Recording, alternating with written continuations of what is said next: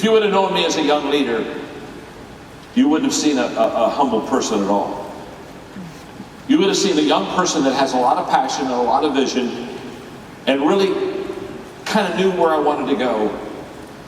And I only had one desire, and that is to get everybody on my train. And so the good news is I had this vision, I had this passion, I had this agenda in these early years. But it was all for me. It was, if you could get on my team, look where you could help me get to. And so I used people, I think is too strong a word, because I wasn't a bad person, but I wasn't a humble person. I had an agenda, I knew where I wanted to go, and I wanted to get as many people on my team to get me where I wanted to go. But I didn't have a humanness that causes me today to look back and be very sad. So I want to talk to you for a moment about a real weak area of my life, that I had to have the bump in the road, I had to have the loss, I had to have the failure to kind of change the inside of me. In fact, I can still remember a friend of mine going out one night. I was probably 23, 24, and he said to me, he said, "John, as far as I've known you," he said, I think you're a poor loser." And I said, "I'm not a poor loser. I've never lost." And I can still remember. I can still remember at a birthday party of mine, the favorite gift that my friends gave me was a t-shirt that said, "It's hard to be humble when you're as great as I am." And I remember at the end of that party, sitting in the corner with one of my friends, Beverly. And I said, "Beverly, there's a message in that t-shirt, isn't there?" She said, "Yeah, there is, John." She said, "We all love you.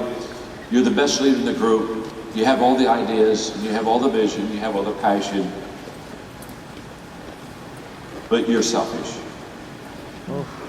And we feel that selfishness, and we really are around to serve you. And then I can remember getting into my first difficulties in leadership.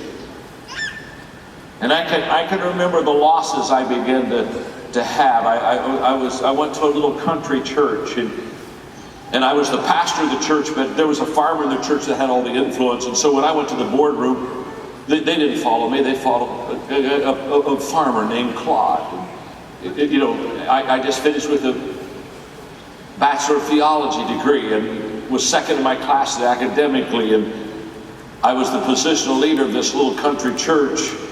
And when I would call the people together with an idea, they weren't listening to my ideas. Whatever Claude wanted is what they did. And all of a sudden I began to understand that all the degrees and all the knowledge and all the biblical understanding and all the leadership stuff I had didn't hold a candle to the farmer Claude. And I began to humble myself and go down and talk to Claude. I found out that if I had God and Claude, I did much better than just God.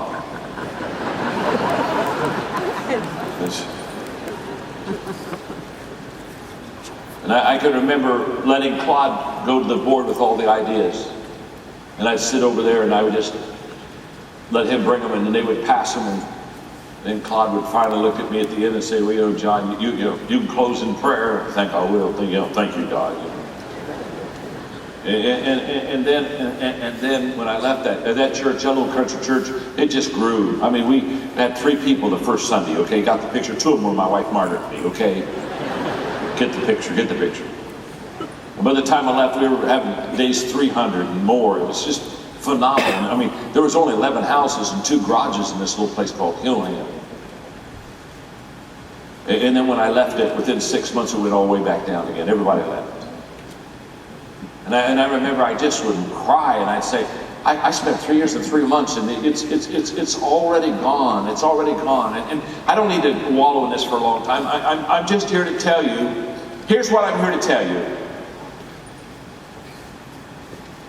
In my failures and in my losses, I met myself.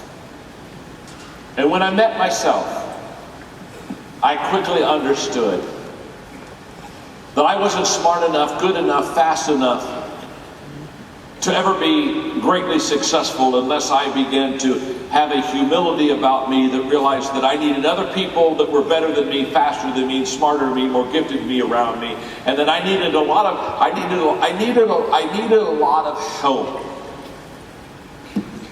And I just want you to know that there's a sense of humility that once you have it, it just absolutely allows people now to, no longer did I want to get people on my team to help me. I can still remember hearing Zig Ziglar. I can still remember 1976. He said, if you will help people get what they want, they'll help you get what you want. I thought, oh, I've done it. I've tried to help people get what I want.